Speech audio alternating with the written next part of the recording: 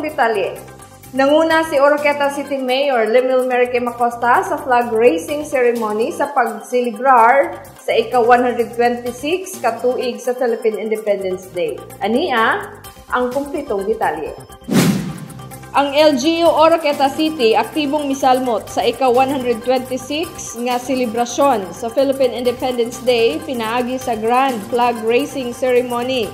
Gipangunahan ni Mayor Lemuel Merrique Macosta ang flag raising. Giubanan sa mga miyembro sa Sangguniang Panlungsod, lead by Vice City Mayor Aurora Virginia Almonte, mga kawani sa gobyerno ug pribado.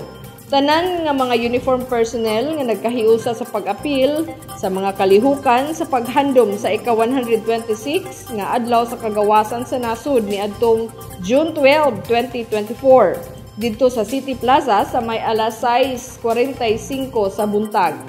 Nagsimbolo kini sa makanunayon nga dedikasyon sa dakbayan sa pagpatunhay sa kagawasan.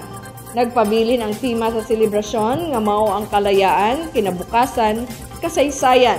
Ang programa gisugdan sa usa ka Economical Service Interfaith Group of Churches sa Oroqueta City Incorporated. Ang Part 1. Ug gisunod gilayon ang Part 2 nga mao ang usa ka literary presentation sa pinili nga mga estudyante gikan sa Misamis Occidental National High School kun imuwi na chess. Ang programa nagpadayon pinaagi sa entrance of colors nga gidala sa Boy Scout o Girl Scout of the Philippines. Diin ang Knights of Columbus nagsilbing honor guards.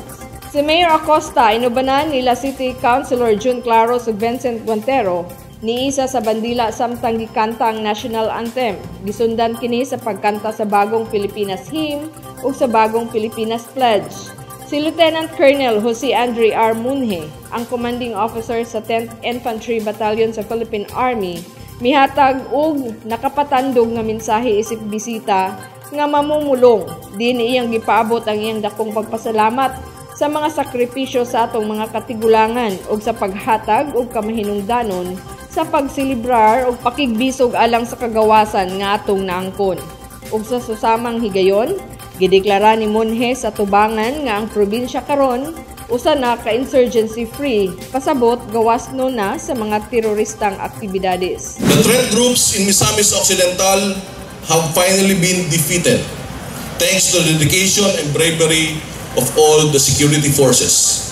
The relentless efforts in capturing the remaining insurgents across provincial borders have been pivotal in this victory.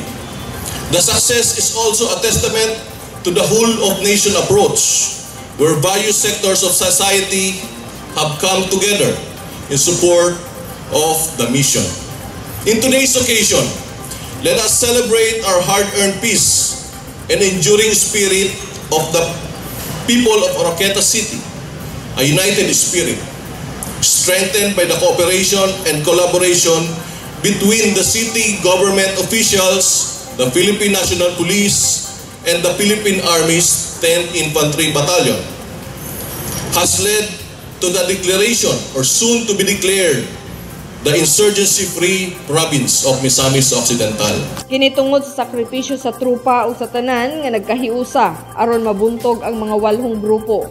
Luwas na ang gobyerno nga mohatod sa serbisyo ug kaayuhan ngadto sa bukirang bahin sa dakbayan ug sa tibok probinsya alang sa katawhan ug sa kalambuan.